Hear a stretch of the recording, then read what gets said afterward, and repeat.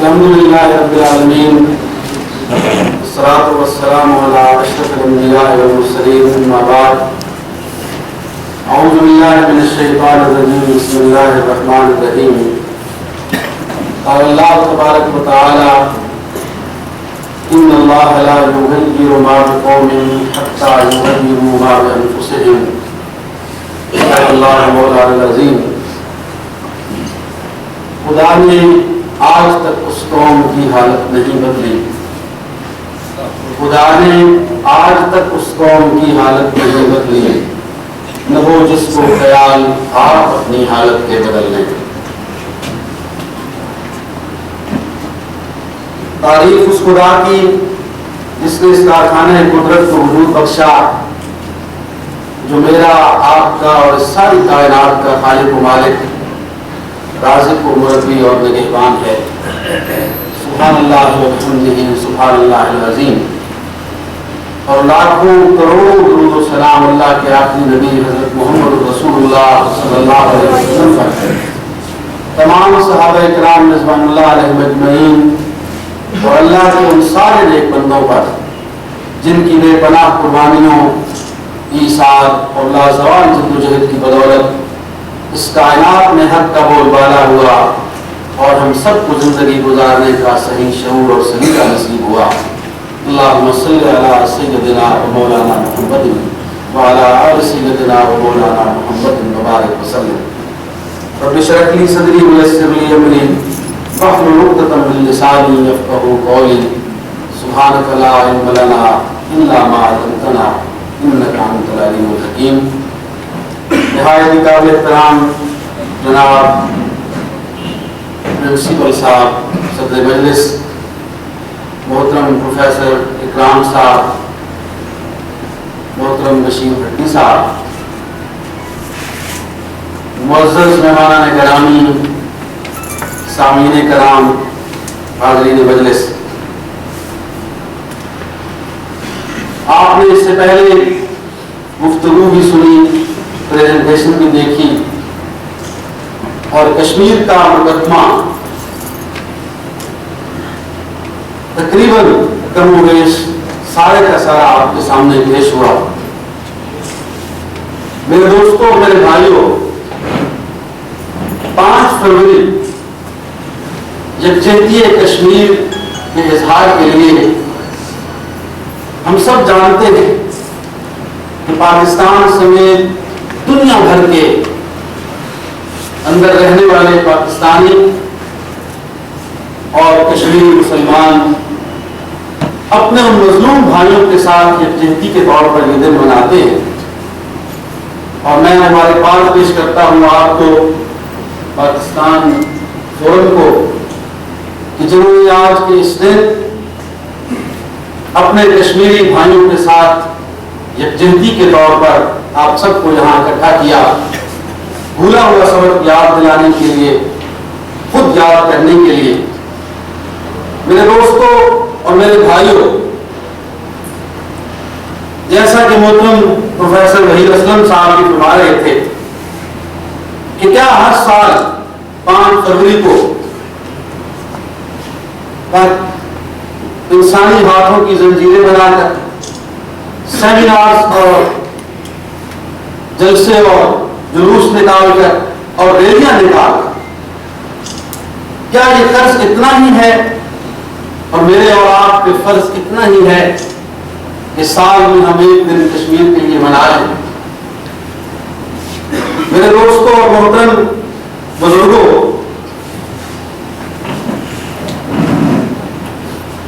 طارق الرحمہ کا وہ مشہور قول بھی آپ نے سنا اور بار بار سنا کہ کشمیر کے بغیر پاکستان نامکمل ہے، اور کشمیر پاکستان کی شہرت ہے۔ اس کے باوجود ایسا کیوں ہے کہ 1947 عدل و انصاف کا جو قتل عام ہوا، ساری دنیا اس بات کو جانتی ہے کہ بر صغیر کی تقسیم کا جو فارمولہ طے ہوا تھا، اس فارمولے کے اندر دن کی عالمی طاقتیں کہ جن کے سامنے آج ہم ہاتھ پھیلاتے ہیں اور بھیک مانگتے ہیں، ان عالمی طاقتوں کی موجودگی میں سرعام عدل کا قتل کیا گیا، اور ایک ایسا خطہ کہ جہاں 84% مسلمان بستے تھے، اس کو پاکستان کے ساتھ نہیں بلکہ ہندوستان کے ساتھ ایک ناجائز قبضے کی صورت میں، ایک جبری تسلط کی صورت میں اس کا الحاق کر دیا گیا۔ میرے بھائیوں اور دوستوں، 1947 سے لے کر آج تک مقبوضہ کشمیر میں بسنے والے مسلمان اپنے قریب ایک تحریک اور ایک جد و جہد کا آغاز انہوں نے کیا، اور اس تحریک کو آگے لے کر وہ چل رہے ہیں، اور اس جد و جہد کے نتیجے میں کم و بیش 5 لاکھ سے زائد کشمیری مسلمان اپنی جانوں کا نذرانہ پیش کر چکے ہیں۔ میرے دوستو، جیسا کہ ہم یہ بات سن چکے ہیں کہ بھارت وہ مکار ذہنیت کا نام ہے، اس دشمن کا نام ہے اور چالاک دشمن کا نام ہے کہ جب بھی اس پہ اندرونی یا بیرونی طور پر کوئی دباؤ پڑتا ہے تو وہ مذاکرات کا ڈول ڈالتا ہے، اور اس کی بہت ہی ایک بین مثال اس وقت کی ہے کہ جب ہمارے پٹھان بھائیوں نے کشمیریوں کے ساتھ مل کر گلگت بلتستان اور اس کشمیر کو آزاد کرایا، اور اسے یہ خطرہ پڑ گیا کہ اب مقبوضہ کشمیر بھی میرے ہاتھ سے نکل رہا ہے، تو وہ اقوام متحدہ کے اندر چیختا اور چلاتا ہوا پہنچا، اور اس نے کہا کہ ہمارے اس مسئلے کا حل یہاں پر تلاش کیا جائے، اقوام متحدہ اس کی رہنمائی کرے، اور اقوام متحدہ کی وہ قراردادیں موجود ہیں جو ہم ہر سال پڑھتے بھی ہیں، لوگوں کو سناتے بھی ہیں، وہ سنتے بھی ہیں، لیکن اقوام متحدہ نے کیا کیا؟ گزشتہ نصف صدی سے زائد اس عرصے کے اندر ہمیں وہاں سے کیا ملا؟ نتیجہ پھر بھارت کے اسی دعوے کہ جس میں وہ کشمیر کو اپنا اٹوٹ انگ کہتا ہے اس پہ آ کے رک جاتا ہے۔ وہاں تو حالت یہاں تک پہنچ گئی کہ کچھ ہی عرصے کے بعد 1965 کی جنگ کے بعد 66 اور 67 کے اقوام متحدہ کی اس مفاداتوں کو اٹھا کر دیکھ لیجئے، اسی وقت سے اقوام متحدہ سے کشمیر کے مسئلے کو انعام دیا گیا، اور بھارت نے اب اپنے مسائل اور اپنے برننگ ایشوز کی فہرست جو پیش کی وہ اس کے اندر مسئلہ کشمیر موجود نہیں۔ جہاں پر مذاکرات کی بات ہم کرتے ہیں اور ہمارے اہل حلوہ مذاکرات کی میزوں کو سجاتے ہیں، مذاکرات تو ان سے کیے جاتے ہیں کہ جو آپ کے کسی مسئلے کو مسئلہ کہیں، کسی مسئلے کو مسئلہ سمجھیں، انہوں نے اس مسئلے کو اپنی فہرست سے نکال دیا۔ اس لیے میرے دوستوں اور میرے بھائیوں، پاکستان سے دشمنی کی ہر حد کو پار کیا گیا ہے، یہاں تک کہ پاکستان کو لخت کرنے میں اور پاکستان کے بازو کو توڑنے میں کسی ہندوستان کا مرکزی کردار رہا ہے۔ اور آج بھی کشمیر جسے قائد نے شاہد کہا تھا، اس سے آنے والے پانیوں کو روک کر راجستھان کی سرزمین کو سیراب کرنے کے لیے کبھی پانیوں کو روک لیا جاتا ہے اور کبھی پھر اسی پانی کو ایک آفت بنا کر سیلابوں کی صورت میں پاکستان پر ڈال دیا جاتا ہے۔ اس بھارت سے کس طرح سے مذاکرات کامیاب ہو سکتے ہیں؟ اس ہندوستان سے کہ جس نے پہلے دن ہی سے بدنیتی پر مبنی اس تقسیم کو کیا اور کشمیر پر ایک ناجائز قبضہ کر لیا۔ میرے دوستو، بین الاقوامی طور پر مسلمہ اپنے اس حق ارادیت کی جنگ کے لیے جب کشمیریوں نے بندوق اٹھائی تو بھارت نے 8 لاکھ آرمی اس ریاست جموں کشمیر کے اندر اڑا دی، اور اس آرمی نے پھر کیا نہیں کیا وہ سارے مظالم کی داستان آپ سن چکے ہیں، لیکن انہیں معلوم نہیں تھا کہ ان کا مقابلہ کس سے ہے، وہ کس کے اوپر اپنی بندوقوں کا رخ وہ کس طرف کر رہے ہیں۔ انہیں معلوم نہیں تھا کہ یہ وہ امت ہے، یہ وہ اللہ کے شیر اور محمد کے غلام ہیں کہ جن کی تاریخ ایک واقعہ نہیں، یہاں ہزاروں واقعات بیان کیے جا سکتے ہیں۔ ایسا ہی ایک محاذ گرم ہے، لوگ اسے قادسیہ کا محاذ کہتے ہیں۔ وقت کے امیر المومنین صفیں درست کر رہے ہیں، مجاہدین کی صفیں بنائی جا رہی ہیں، بوڑھے بچے اور جوان آ رہے ہیں اور آتے چلے جا رہے ہیں اپنے آپ کو اس جہاد کے لیے پیش کرنے کے لیے۔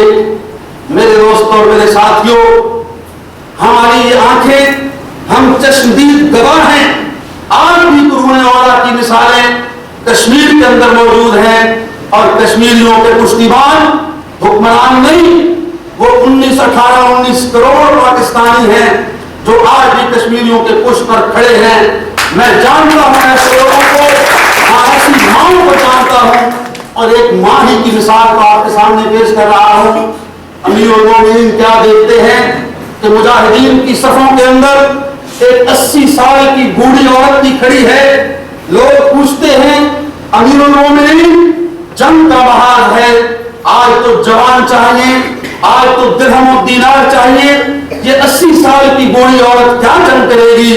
اس نے کہا لوگوں، مجھے اللہ نے 4 جوان دیے تھے، وہ 4 جوان بیٹے ان صفوں کے اندر موجود ہیں، میں اپنی آنکھوں کے سامنے اللہ کے راستے میں انہیں کٹتا ہوا دیکھنا چاہتی ہوں، اللہ کے راستے میں قربان ہوتے ہوئے دیکھنا چاہتی ہوں۔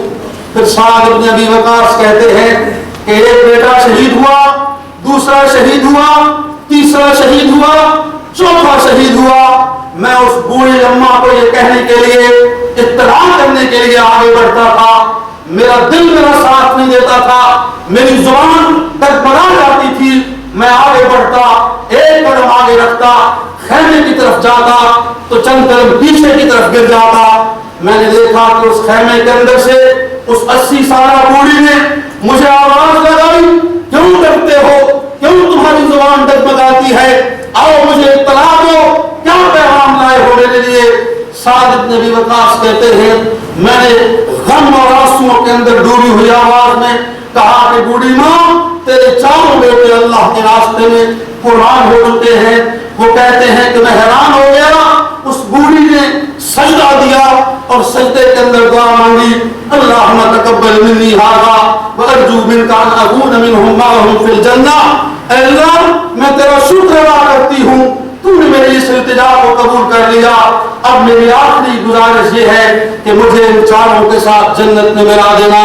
میرے دوستو، یہ ہندو نہیں جانتا اور ان کو معلوم نہیں ہے کہ پاکستان کے اندر بسنے والے اور ایک کشمیری مجاہدین یہ محض ایسے ہی میدان کے اندر نہیں کود پڑے۔ میں جانتا ہوں فیصلہ آباد کی اس ماں کو جانتا ہوں، اس بوڑھے کو جانتا ہوں جس کی کمر جھکی ہوئی تھی، اس کا ایک بیٹا کشمیر میں شہید ہوا، اس نے دوسرے کو بھیجا، دوسرا شہید ہوا، اس نے تیسرے کو بھیجا، تیسرا شہید ہوا، اور وہ خود اپنی زبان سے کہتا ہے کہ خدا کی قسم، میری جھکی ہوئی گردن کو، میری جھکی ہوئی کمر کو میرے بیٹوں کی شہادت نے سیدھا کر دیا ہے۔ لوگوں، میں بوڑھا نہیں ہوں، میں جوان ہو گیا ہوں۔ ہاں میرے دوست اور میرے ساتھیوں، ایسے ہی کشمیریوں نے اس 8 لاکھ آدمی کا مقابلہ کیا۔ آرمی نے مظالم کی انتہا کر دی، قید خانوں کے اندر، اذیت قدوں کے اندر ہزاروں نہیں لاکھوں کی تعداد میں کشمیریوں کی کھائے کھینچ دی گئی، ان کو ٹارچر کر کے اپاہج کر دیا گیا۔ آج بھی لاکھوں مسلمان لاپتہ ہیں اور اپنوں سے دور کہیں ٹارچر سیلوں کے اندر موجود ہیں۔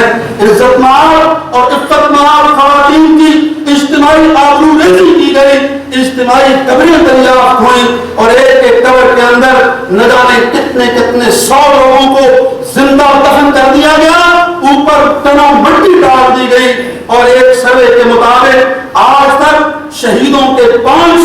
قبرستان کشمیر کے اندر موجود ہیں اور وہ بن چکے ہیں۔ میرے دوستوں، میرے ساتھیوں، بات یہیں پہ نہیں ختم ہوئی۔ حضرت بل سمیت سارے مقامات مقدسہ کو جلا دیا گیا، آگ لگا دی گئی۔ میرے عزیز ساتھیوں، پورا کشمیر جہنم زار بن گیا، لیکن یہ غازی، یہ تیرے پرسرار بندے جنہیں تو نے بخشا ہے ذوق خدائی، دنیا ان کی ٹھوکر سے صحرا و دریا سمٹ کر پہاڑ ان کی ہیبت سے آئی۔ یہ کشمیری مجاہدین ہیں کہ جنہوں نے آج تک اس چنگاری کو شعلہ بنائے ہوئے ہیں اور شعلہ بنا رہے ہیں۔ اس ساری صورتحال کے اندر میں کہاں ہوں، آپ کہاں ہیں؟ ذرا ڈھونڈیے اپنے آپ کو ظلم اور بربریت کی ان داستانوں میں، ان قبرستانوں کے اندر اور اس جہنم زار کشمیر کے اندر اپنے آپ کو تلاش کیجئے نا۔ میں بھی اپنے آپ کو ڈھونڈ رہا ہوں۔ ہاں، سال میں ایک دفعہ ایک کشمیر کانفرنس منعقد کرتے ہیں، یکجہتی کشمیر مناتے ہیں۔ یہ بھی میں دعا دیتا ہوں اس بوڑھے کو، اس قاضی حسین احمد کو، کہ جس نے اظہار یکجہتی کے طور پر 5 فروری کو رہتی دنیا تک ایک یادگار دن بنا دیا۔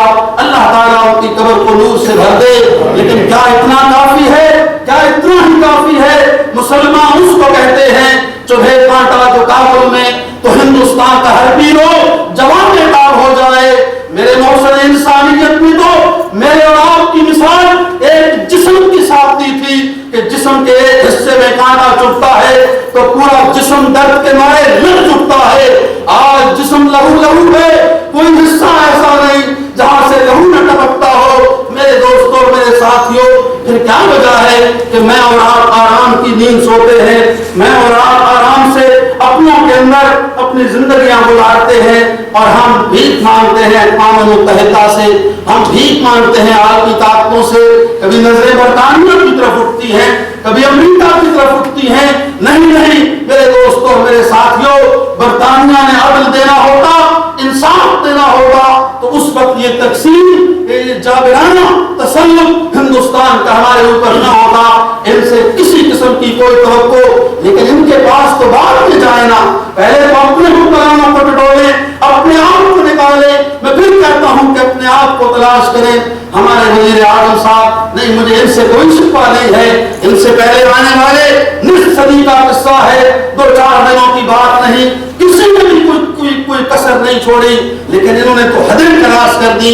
ابھی منتخب ہوئے تھے، ابھی حلف وزارت عظمیٰ بلندی اٹھایا تھا کہ دوستی کے رشتوں کو مضبوط کرنے اور دوستی کی پیروں کو جو ہے وہ بڑھانے کے لیے اپنے لب کھولے تو یوں کھولے کہ میں منموہن سنگھ صاحب کو اپنی حلف امارت اور حلف وزارت کے اس تقریب کے اندر بلانا چاہتا ہوں جس کو انہوں نے درخورے اقرار سمجھا تو خیر سگالی کے پیغام بھجوائے، اور پھر اس خیر سگالی کے پیغام کا جواب کیا ملا؟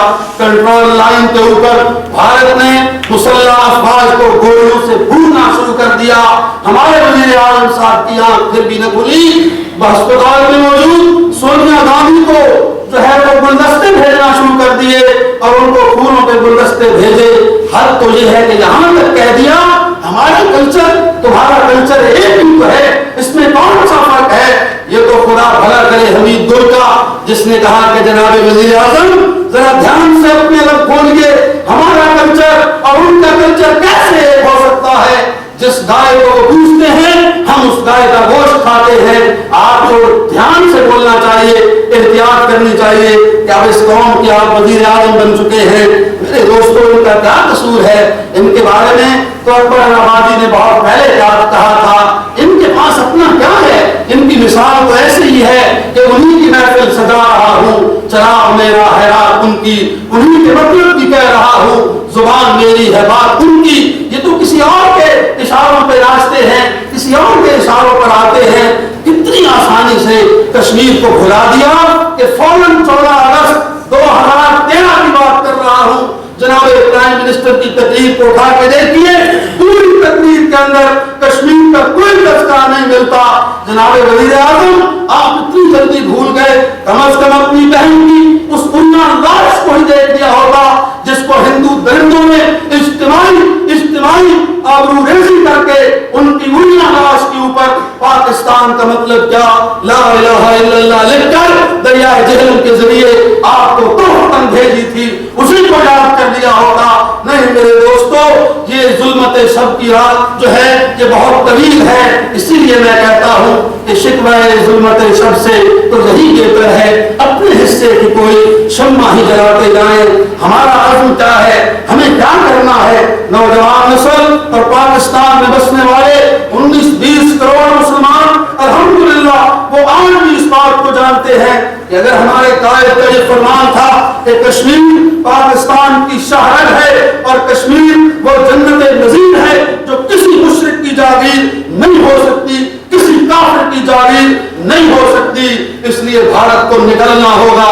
بھارت نکل جائے ورنہ مکافات عمل کے لیے تیار ہو جائے۔ اس کو یہ یاد رکھنا چاہیے کہ ابھی کچھ عرصہ پہلے ہی کی تو بات ہے، افغانستان سے برطانیہ بھاگ چکا، روس کے ٹکڑے ہو چکے، اور اب 2014 تمہارے اس آقا اور سرپرست امریکہ بھاگنے والا ہے ذلت اور رسوائی کے ساتھ اپنے منہ پہ تالا ڈال کے انشاءاللہ افغانستان سے 2014 امریکہ کے نکلنے کا سال ہے۔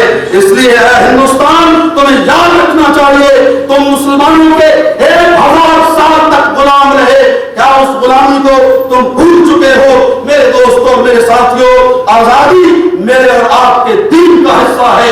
ہم حریت پسند ہیں، ہم آزاد جی تو سکتے ہیں لیکن غلامی کے اندر جی نہیں سکتے۔ ہاں ہم مر سکتے ہیں، کر سکتے ہیں، اس لیے آزادی مسلمانوں کے دین کا حصہ ہے۔ وہ غلام بن کر نہ کبھی جیا ہے نہ جی سکتا ہے۔ افغانوں نے اور آپ تو فلسطینیوں نے الحمدللہ غلامی سے آزادی کے سفر کو تیز کر دیا ہے۔ اس لیے بھارت کے اس مسلسل ظلم و جبر اور ہندوؤں کے اس جبر و تسلط کو توڑنے کا جذبہ اب کشمیریوں کے اندر بھی دن بدن بڑھ رہا ہے۔ الحمدللہ آزادی کی تحریک آگے جا رہی ہے۔ بھارت کو یہ یاد رکھنا چاہیے کہ پاکستان کے مسلمانوں کے دل کشمیریوں کے دلوں کے ساتھ دھڑکتے ہیں، اور اسے یہ بھی یاد رہنا چاہیے کہ یہ وہی پاکستان ہے جس نے 1965 کے اندر 1 بٹالین فوج، جس کی 1 بٹالین فوج نے تمہارے 3 ڈویژنوں کو روکے رکھا، احمد دیوار بن گئے تمہارے راستے جو لاہور کی طرف تم بڑی بھڑس اور حوث کے ساتھ آنا چاہتے تھے، تمہیں وہیں سے منہ کی کھانی پڑی۔ یہ وہی پاکستان ہے، یہ اسی کی مسلح افواج ہے۔ اس لیے وہ وقت دور نہیں ہے کہ جب بکھرے ہوئے مسلمان انما المؤمنون اخوہ اور واعتصموا بحبل اللہ جمیعا کی عملی تصویر بن کر یکجان ہو جائیں گے تو پھر بھارت کو اپنی خیر منانی پڑے گی۔ میں اپنی بات کو ختم کرتا ہوں، ہندوستان کو یہ یاد دلاتا ہوں کہ پاکستان ایک ایٹمی طاقت ہے۔ پاکستان کی مسلح افواج اور عوام اسلام پر مر مٹنے کا جذبہ رکھتے ہیں۔